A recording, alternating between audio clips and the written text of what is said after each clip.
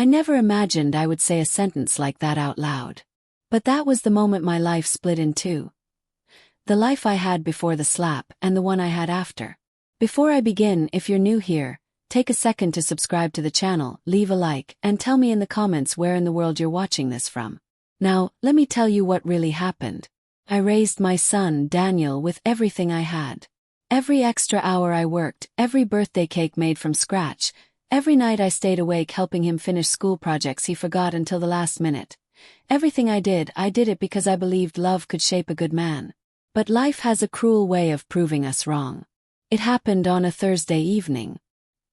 He had come home irritated, pacing around like something was already bothering him. But lately that was his default state. Nothing was ever good enough. His job, his girlfriend, the world, and apparently not even the soup I made. I remember stirring the pot slowly, letting the smell of chicken and vegetables fill the kitchen. I thought it would calm him down. I thought he'd appreciate something warm after a long day. I was wrong. He tasted it, frowned, and slammed the spoon onto the table. "There's no salt," he snapped. "I must have forgotten," I said calmly. "Let me just add some."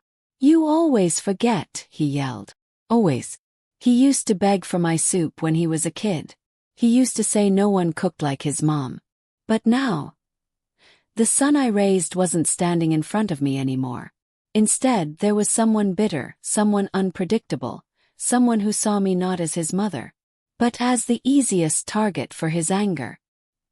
He stood up so suddenly that the chair scraped across the floor. Before I even realized what was happening, he grabbed the pot of soup and threw it into the sink, splashing broth everywhere. "What is wrong with you?" I whispered. And that's when he did it. He hit me. Hard. Punch. Not a slap, right across the face. The kind that makes your ears ring. The kind that steals your breath. The kind you never forget because it doesn't just hurt your body, it shatters something inside your soul. My vision blurred instantly. I tasted blood. I stumbled backward, trying to hold on to the counter before I fell. "I work all day," he shouted. "The least you can do is make food that isn't garbage." Garbage. That was the word he used for the meals I had cooked for him for decades. I looked at him, really looked, and I didn't recognize the person in front of me. His face twisted with anger. His fists still clenched. His chest heaving like he was ready to blame me for every bad thing that ever happened in his life. I stayed silent. Not because I agreed, but because I was afraid of what else he might do. For the first time ever, I was afraid of my own child. He stormed out of the kitchen, grabbed his jacket, and left the house, slamming the door so hard the frame shook. I heard his car engine rev aggressively before he sped away. The house fell silent. Too silent. I touched my face and felt the bruise already forming. My hand was shaking. My heart was racing. I sank onto the kitchen floor and cried. Not just from the pain but from something deeper, something breaking open inside of me. How did we get here? How did the boy I raised with such love become a man capable of this? But the worst part wasn't the hit. It wasn't the insult. It wasn't even the fear. It was the sudden, cold realization that this wasn't the first time he had crossed the line. It was simply the first time he left a mark I couldn't hide. It was in that moment, sitting on my kitchen floor with soup splattered everywhere, that I understood something with crystal clarity. If I didn't do something, anything, my son would destroy me completely. And that was the moment I decided to start fighting back. I stood there, frozen, my ears still ringing from the sound of his voice. It wasn't loud. It wasn't a scream.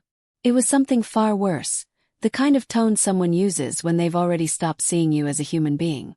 That tone cuts deeper than any bruise.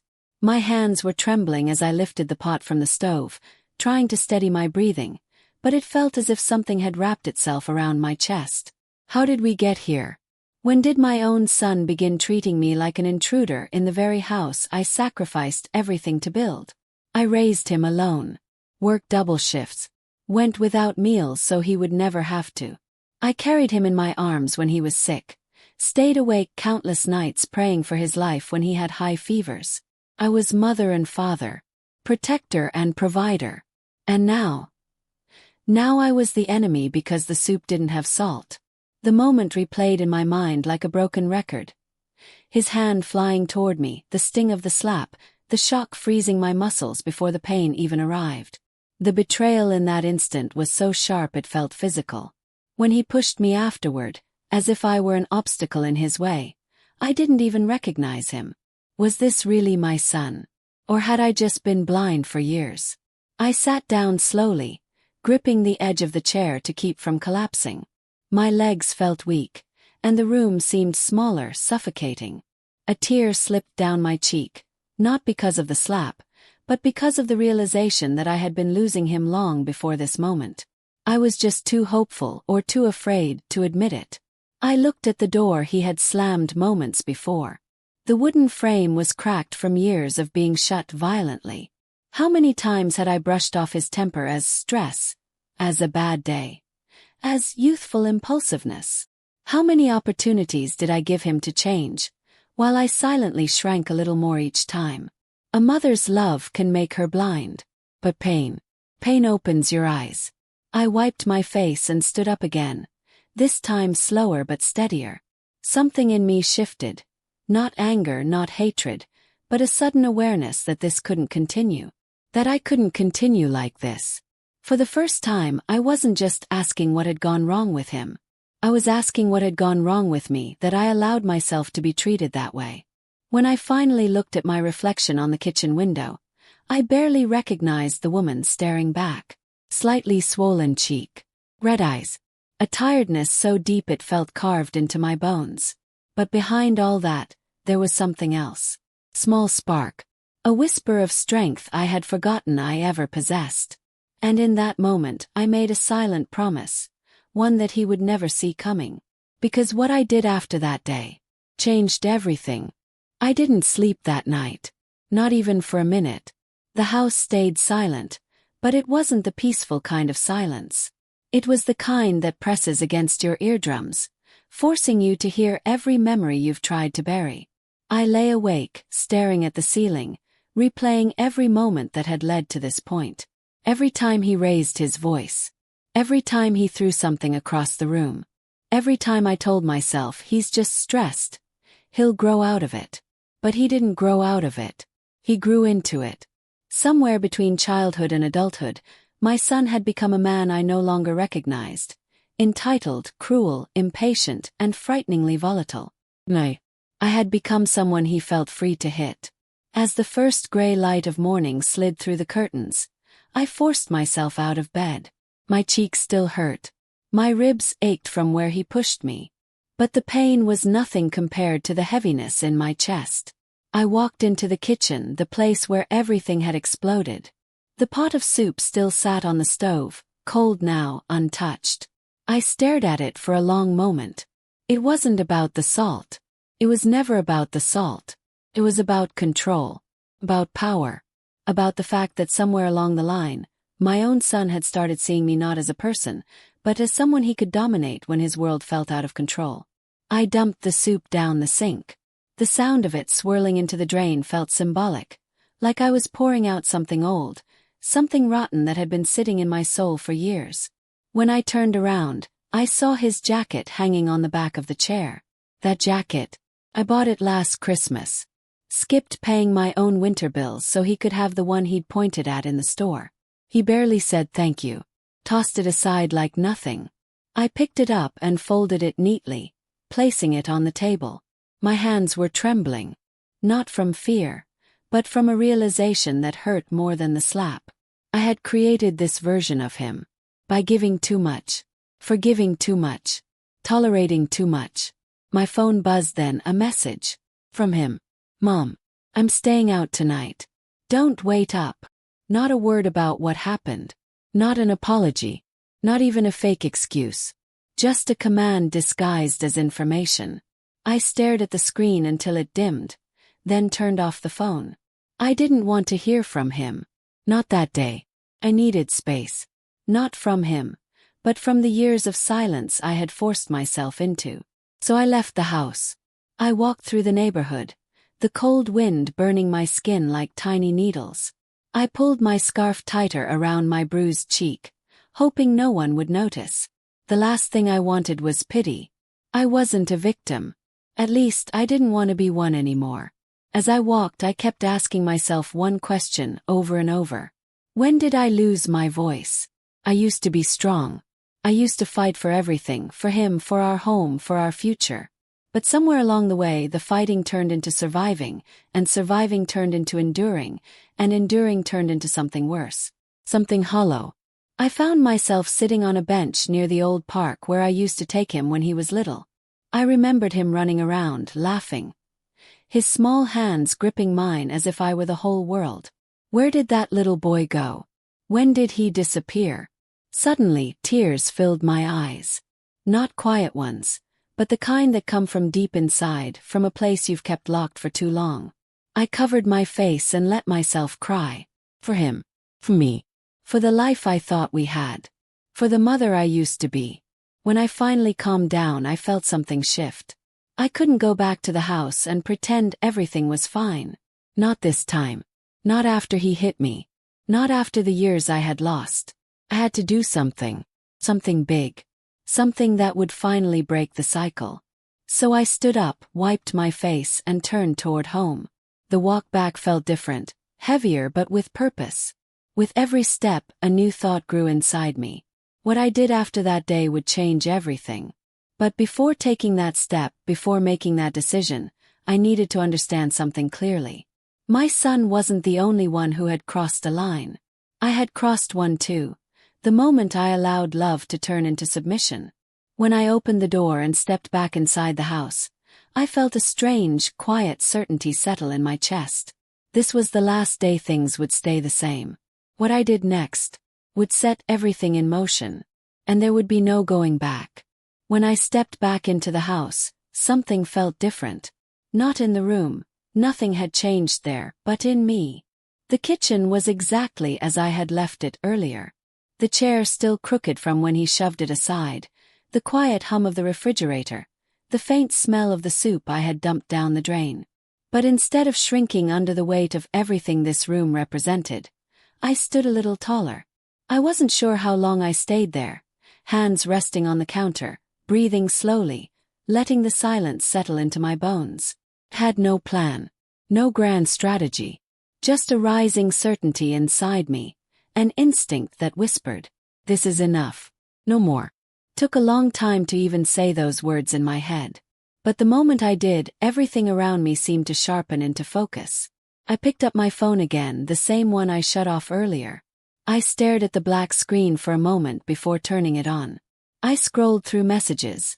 Old ones from him, short, demanding, careless. Messages that never asked how I was doing. Never thanked me. Never even pretended to consider my feelings. I realized then that the last time he had said, "I love you," was years ago.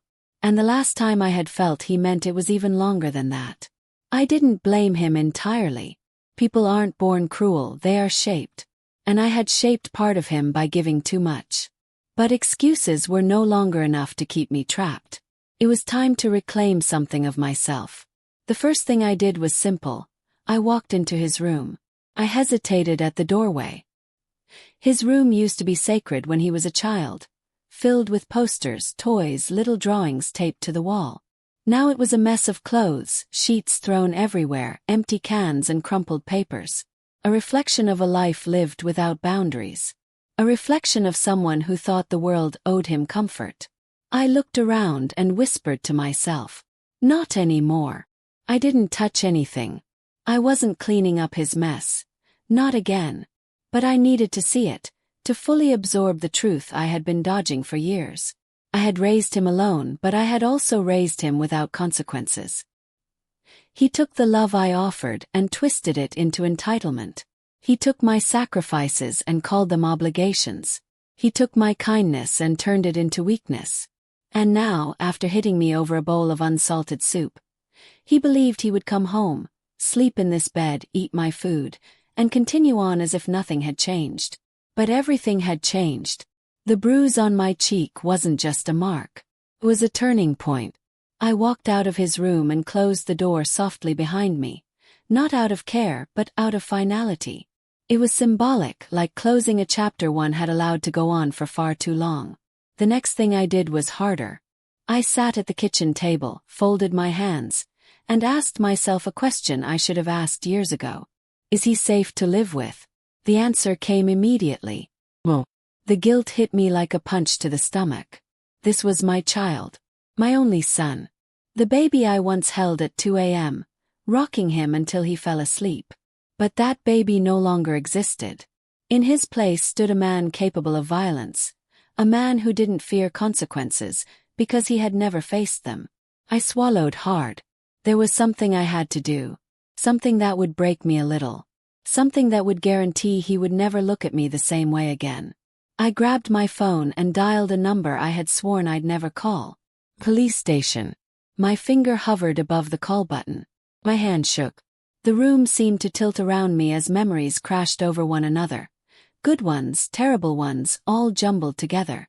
Could I really do this? Could I really report my own son? Tears stung my eyes. But I pressed the button. Rang. Once. Then a voice answered. Police department. What's your emergency? My breath caught in my throat. For a moment I said nothing. I almost hung up.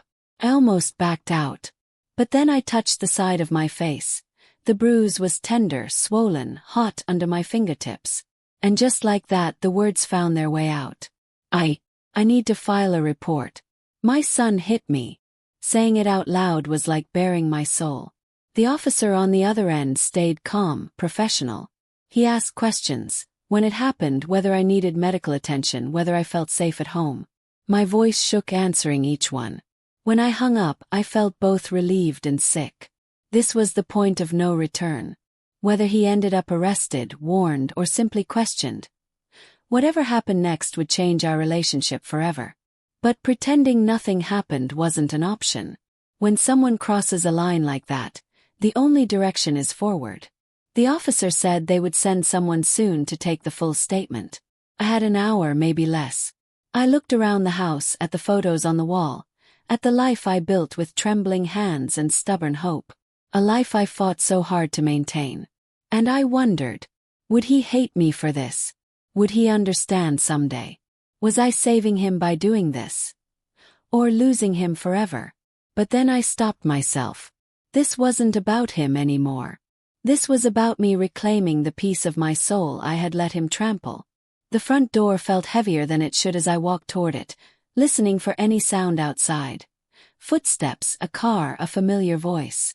But the street was quiet. I exhaled slowly. What I had done couldn't be undone. And what would happen next? I had no control over. But for the first time in years, I felt something unexpected. Strength. Not loud strength. Not aggressive strength. Quiet strength. The kind you earn after surviving storms that no one else sees. I sat on the couch, waiting for the officers to arrive. And as I did, one thought settled deep inside me. This wasn't the end of the story. What I would do after this would change our lives forever. The minutes before the officers arrived felt heavier than the actual moment my son struck me. I sat on the couch, hands folded tightly, staring at the window like the glass might suddenly whisper the future to me. Every sound made me jump. Car passing. The creak of the house settling. A dog barking 2 streets over. But none of those sounds were the sound, the one I knew would change the course of our lives. Knuckles on the door. I kept replaying the moment he hit me. Not because I wanted to, but because my mind refused to let it settle into the past. Each detail replayed itself vividly. The shock in his eyes when he realized what he'd done, the way his chest heaved with anger, the bowl of soup on the table untouched except for the spoon he slammed down. But what haunted me most wasn't his rage. It was the absence of remorse. He didn't say, "I'm sorry." He didn't even look back when he stormed out. He believed he was justified. He believed I deserved it. That was what broke something inside me. And that was why I made the call. Checked the clock. Only 15 minutes had passed. Felt like an hour. My hands were cold even though the living room was warm, and my stomach twisted with each breath. Part of me prayed the officers wouldn't come too quickly. Another part prayed they would come immediately. When the knock finally came, it wasn't loud, but it hit me like thunder. 3 taps. Firm. Deliberate. Froze. For 3 long seconds I couldn't move. My legs felt like they belonged to someone else. I forced myself to stand, smoothing my shirt, wiping my hands on my sides as if I could wipe away the ache of what was happening. I opened the door a few inches. 2 officers stood there. One older, calm, steady-eyed. The other younger, watching me with a softness I didn't expect. "Ma'am," the older one said gently. "We received your call." I nodded and opened the door wider. "Yes, please come in." They stepped inside, removing their hats. The younger officer glanced around the house. Not judging, not searching, just observing the environment, as if trying to understand the story behind the bruised woman in front of him. "Are you all right to talk now?" he asked. Yes," I said, though my voice trembled. We sat at the dining table. The same table where my son had yelled at me earlier.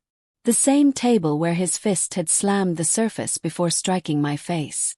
I wondered if the officers could feel the emotional residue in the room the way I could. They asked me to explain everything again. This time my story came out smoother. Not because it hurt less, but because saying it once out loud had forced me to confront it fully. The words no longer hid in the fog of shock. Still, my voice cracked multiple times. "He asked where the salt was," I said, pressing my fingers together hard enough to sting. "I told him I forgot. He got angry. He gets angry often, but this time." The older officer nodded, not interrupting. "And then, I swallowed." He slapped me across the face. Hard. I fell against the counter. The younger officer's jaw tightened. "Has he hit you before?" the older one asked gently. I hesitated. Not because the answer was unclear, but because admitting it felt like peeling back another layer I wasn't ready to face. "Not like this," I whispered. "But he has pushed me, yelled broken things." "Has he ever threatened you?" "Yes," I said softly. "Many times." They exchanged a look, not of surprise but of confirmation. They had heard stories like mine too many times. The older officer leaned forward. "Ma'am, what your son did is a crime. You understand that, right?" My throat tightened. "Yes. You have options," he said. "You can press charges, request a restraining order, or both. Nothing will be done without your consent. But given the severity of the incident, we strongly advise taking some form of legal protection." The word protection felt surreal. Protection from my own son. Before I could respond, another knock echoed through the house. Cold dread shot through my spine. The officers turned toward the door. The younger one stood up first, instinctively placing himself between me and the entryway. "Are you expecting anyone?" he asked. I shook my head. The older officer walked to the door cautiously and opened it. My son stood on the porch. His eyes were bloodshot. Anger, confusion, maybe even fear, but not remorse. Never remorse. His fists were clenched at his sides. "Where is she?" he demanded. The younger officer stepped forward immediately. "Sir, please step back." My son's eyes widened with disbelief when he saw the uniforms. "Are you kidding me, Mom? You called the cops. Over soup." His voice wasn't just loud. It was venomous.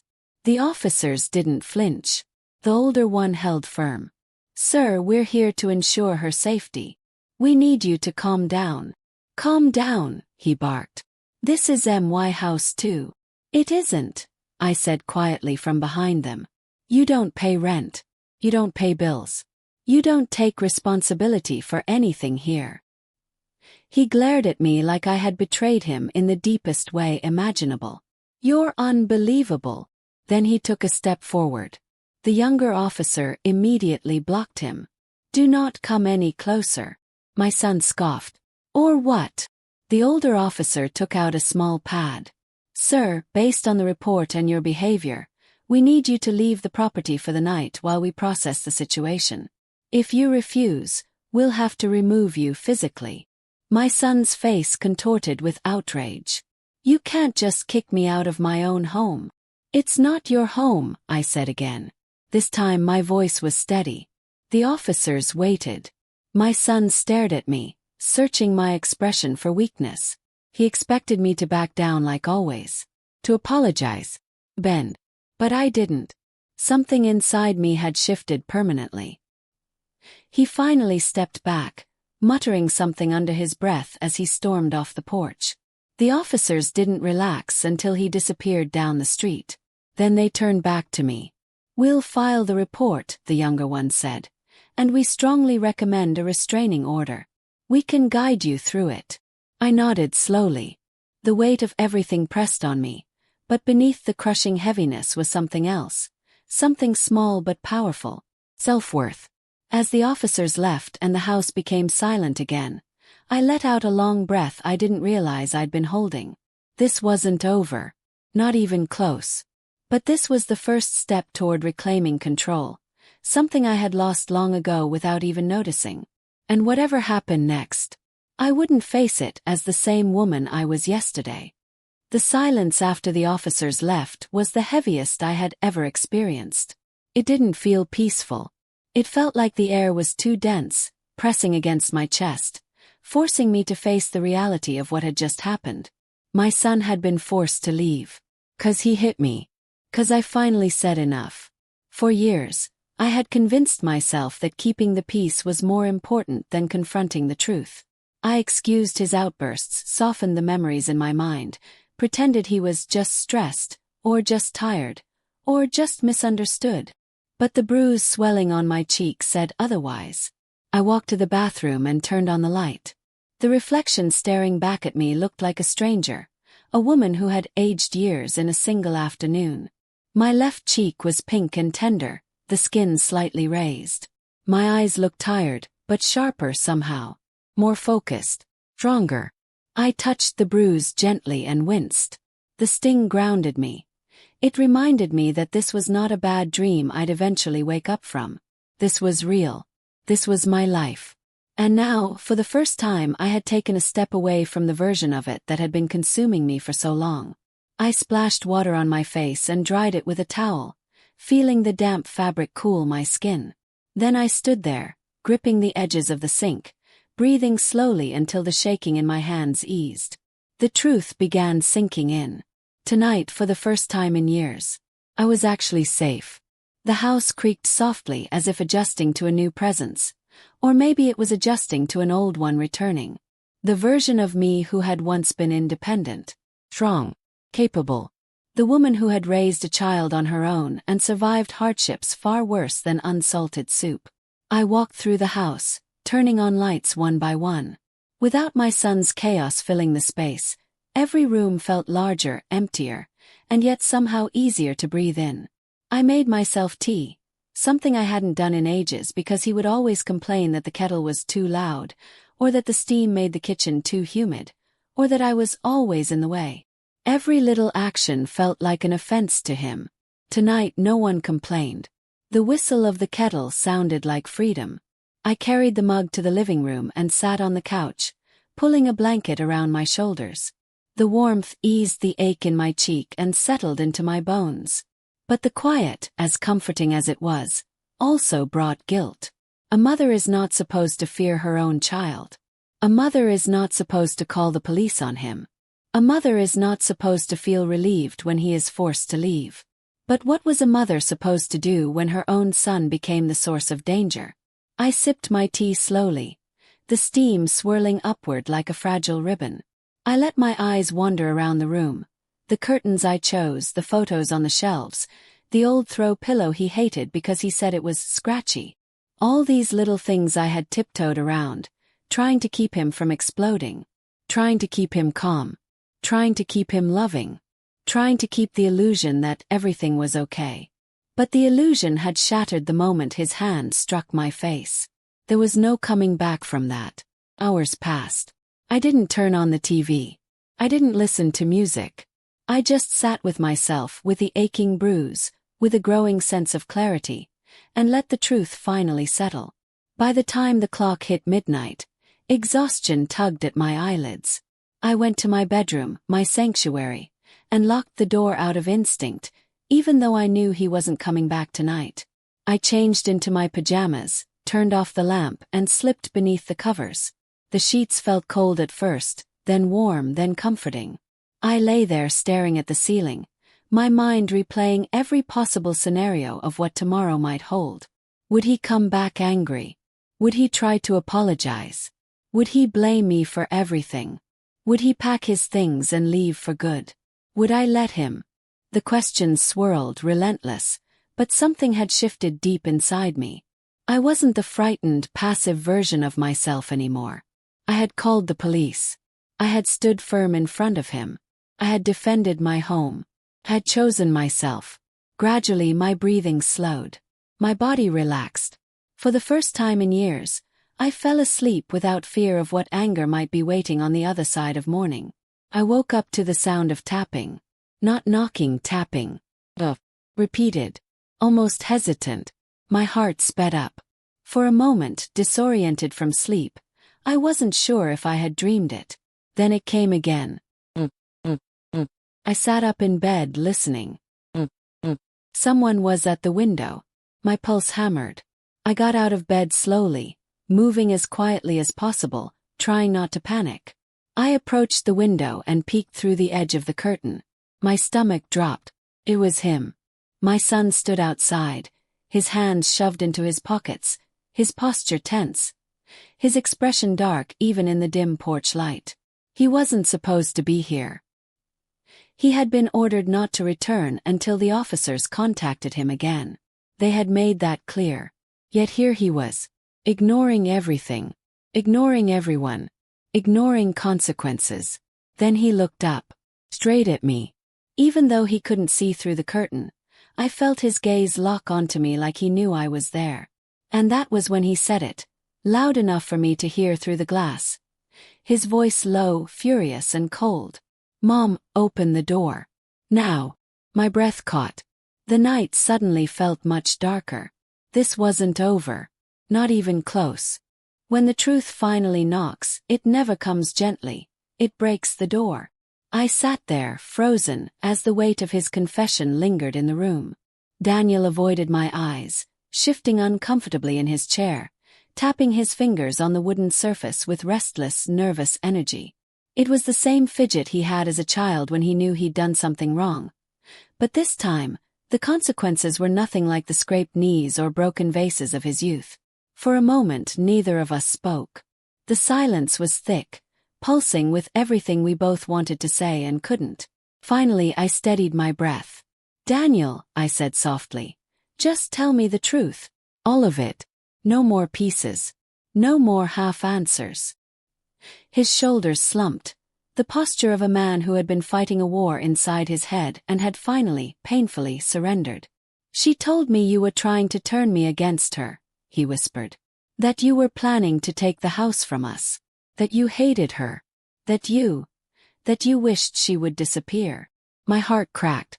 Not because of the accusations, but because he believed them. "I never said anything like that," I replied, voice firm but gentle. "Not once. She knows that." He nodded, biting the inside of his cheek. "I know now. No." But she kept saying it. Every day. Every argument. Every time something went wrong. She'd lean in and say, "It's your mother. She's poisoning everything." He exhaled shakily, pressing his fingers against his forehead. And I listened. Because I didn't want to lose her. Because I thought she loved me. There it was. The root of everything. Fear of abandonment. Fear of being alone. He had always carried that since his father died. But I never imagined someone would one day use it against him. "She controlled everything, Mom," he went on, finally meeting my eyes. "My phone. My accounts. My friends.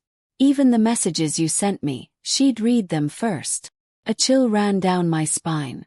"So when she snapped her fingers, you snapped at me," I said quietly. He swallowed. "Yes. And when she told you to hit me." His voice broke. "I didn't want to. I swear I didn't want to. But she said if I didn't stand up to you, I wasn't a real man." That if I kept being Mommy's little boy, she would leave. He paused, tears rising in his eyes. And I was so damn scared of losing her.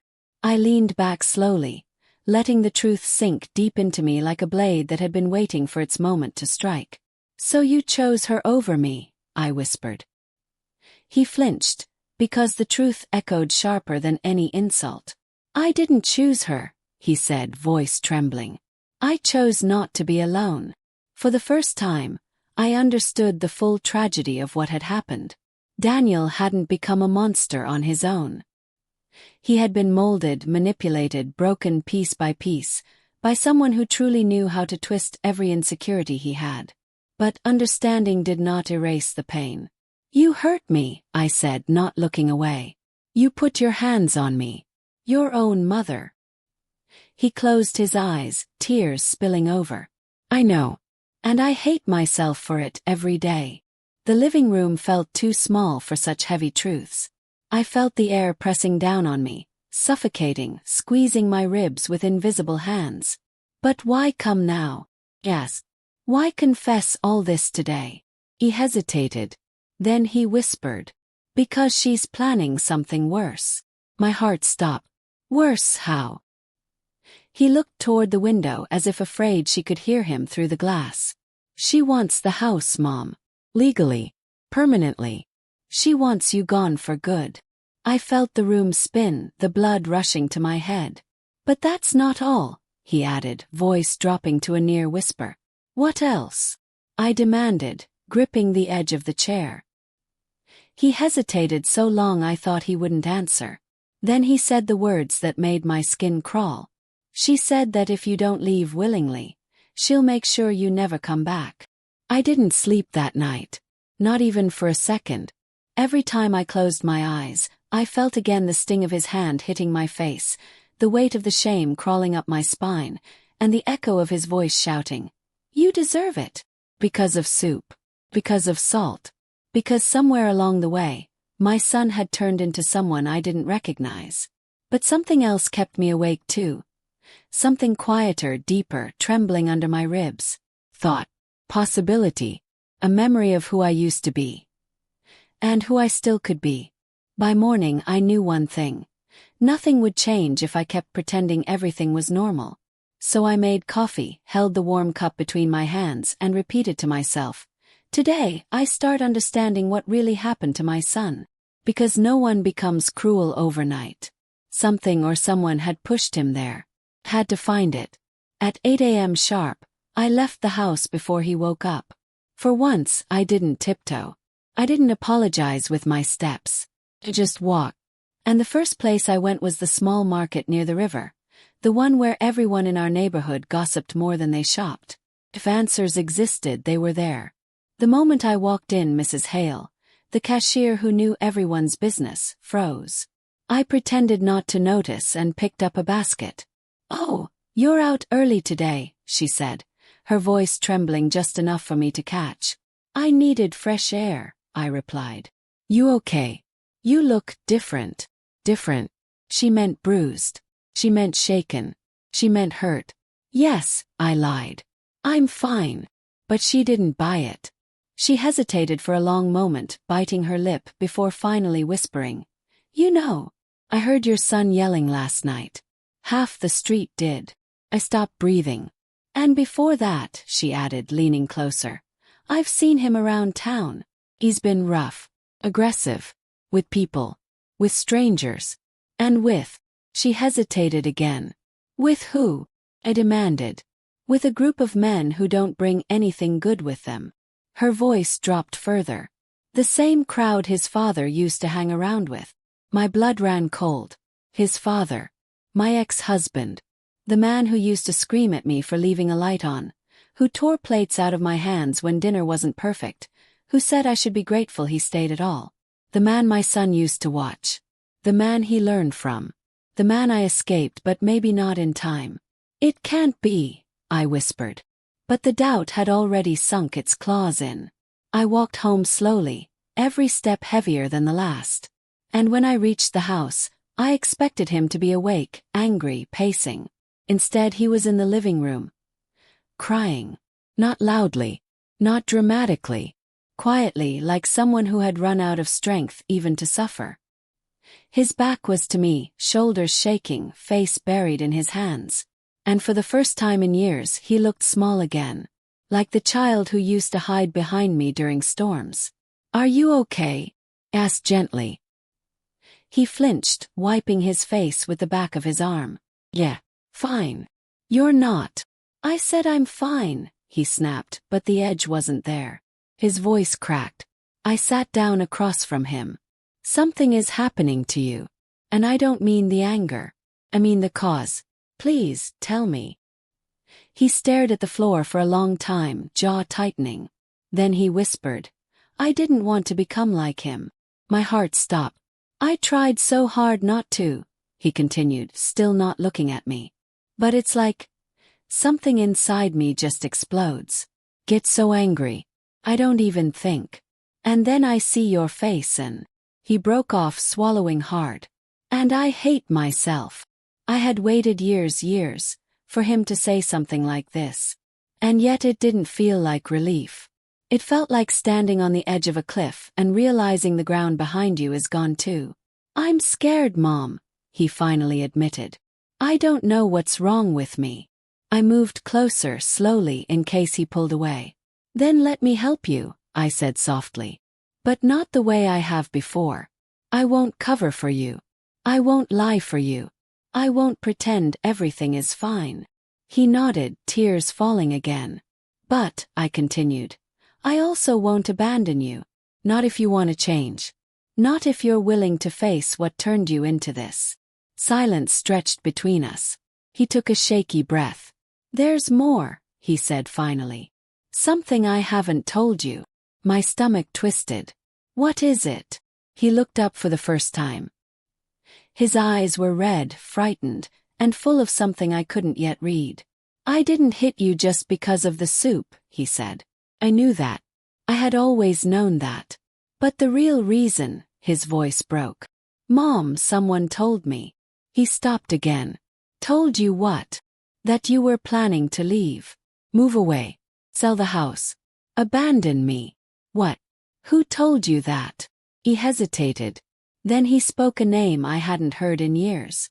A name that felt like poison returning to the surface. My ex-husband's name.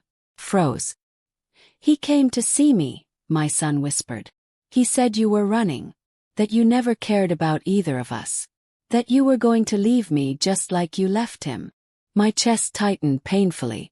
"And I believed him," my son said, looking down again. "I got angry. I lost control." The room felt suddenly too small. My past, the one I thought I buried, had found its way back into my house, into my son, into the wound that started everything. Took a breath. A long, shaking breath. 'Cause now, finally, I knew. This wasn't just about soup, or salt, or one violent moment. This was about a ghost I hadn't finished fighting. The moment my son said his father's name, something inside me snapped. Not like a branch breaking, but like a lock opening after years of rust. A cold, familiar dread washed through me, dredging up memories I'd spent half my life trying to bury. My ex-husband. The man who poisoned every room he walked into.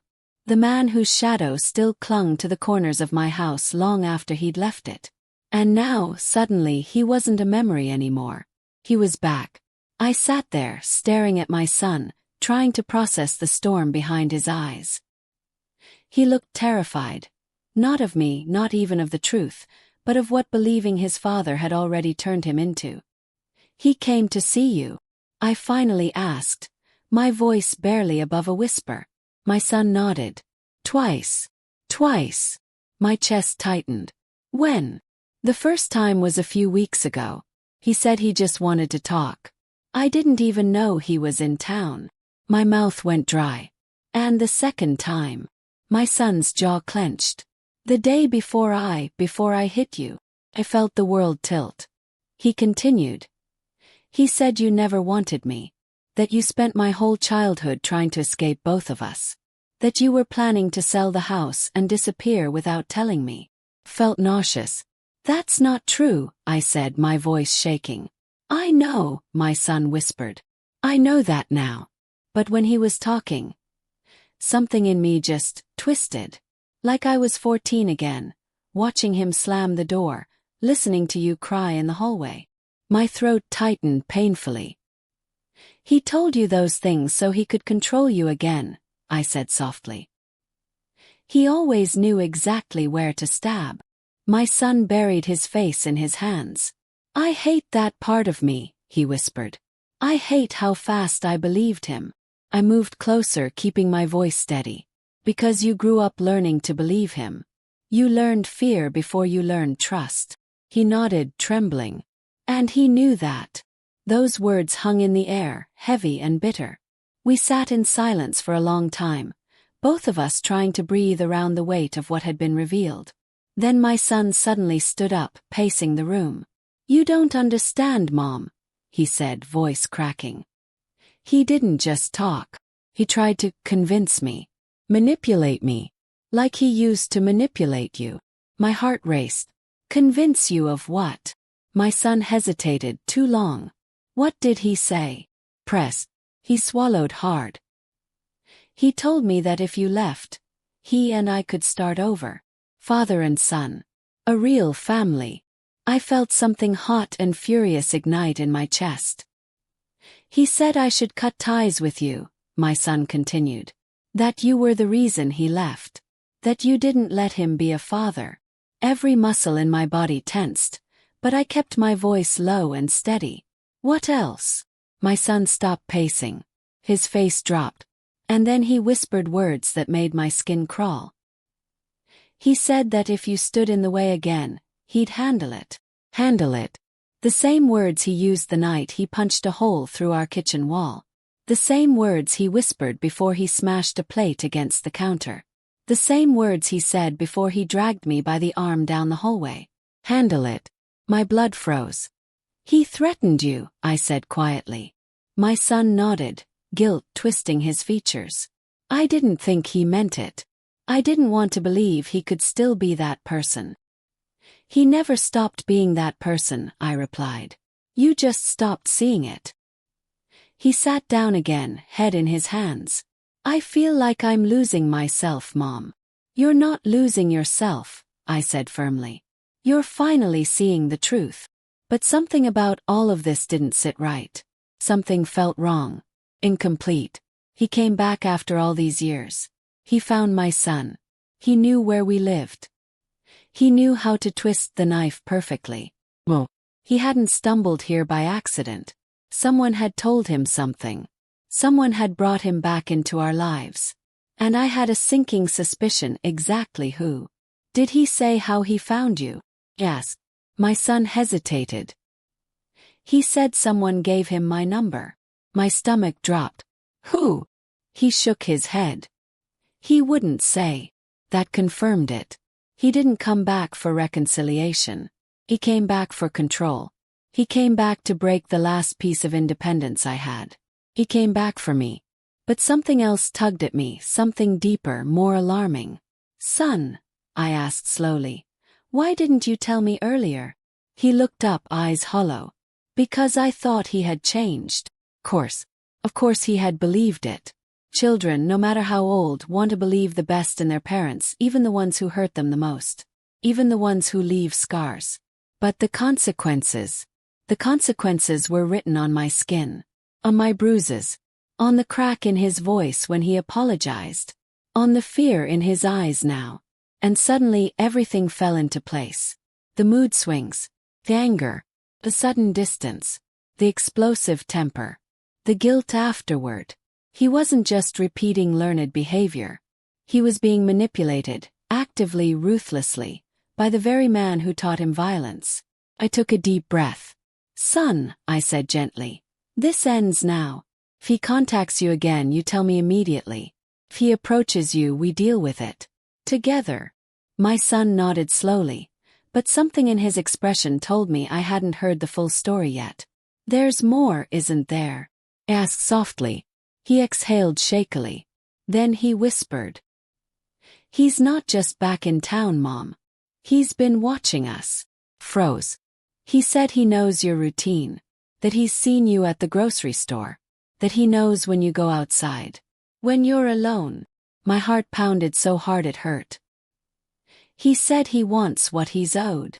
What he's owed, I repeated. My son nodded. And then the final blow came. He said that includes this house. The house he abandoned. The house I paid off alone. The house that held every wound he ever caused. He wanted it back. All at once I understood. My ex-husband didn't return for reconciliation. He didn't return for his son. He didn't return for closure. He returned for revenge. I didn't sleep the night after everything happened. Not after the confrontation. Not after the truth was finally dragged out of the shadows. Not after seeing what my own son had turned into. The bruises on my arms had turned purple, and every breath reminded me of the moment he shoved me against the counter simply because the soup had no salt. But the pain wasn't what kept me awake. It was the decision I knew I had to make. For years, I thought that protecting my son meant enduring his temper, cleaning up his messes, forgiving things no mother should have to forgive. I believed that love required sacrifice, even when the sacrifice was myself. But when he raised his hand against me, when I saw the rage in his eyes, it felt as if I was staring at a stranger wearing my child's face. And after everything I uncovered, about the money, the manipulation, the fear he created inside the house, I realized something terrifying. I wasn't living with my son. I was surviving him. The morning after the incident, I walked into the kitchen. Everything was still where it had fallen. The overturned chair, the broken bowl, the soup splattered across the floor like dried blood. I stared at the mess for a long time before picking up the phone. Not to call him. Not to beg him to come home. Not to apologize like I always used to. Called someone else. When the voice on the other end answered, I spoke with a calmness I didn't recognize. "I'm ready," I said. Those 2 words changed everything. The next hours moved like a blur. Papers were signed. Statements recorded. Evidence collected. The people who arrived at my door didn't look at me with pity. They looked at me with respect. Like someone finally standing up after a lifetime on her knees. By noon my son was brought in. He didn't scream. He didn't cry. He didn't even look at me. His expression was cold, disappointed, almost offended that I had dared to defend myself. As they took him away, he spoke only one sentence. "You ruined everything." But for the first time in my life, I didn't feel guilt. Felt freedom. That night, I sat alone in the living room of a house that finally felt like mine again. No shouting. No fear. Just silence, and a strange, gentle warmth spreading in my chest. I made myself a bowl of soup, with the right amount of salt. And as I ate, I realized something. Sometimes love is not holding on. Sometimes love is letting go of what destroys you. My son may never understand what he did, or why I had to do what I did after that. But I survived, and for the first time in years, chose myself. If you want more shocking true life stories like this, make sure to like this video and subscribe to the channel. Your support keeps these stories alive.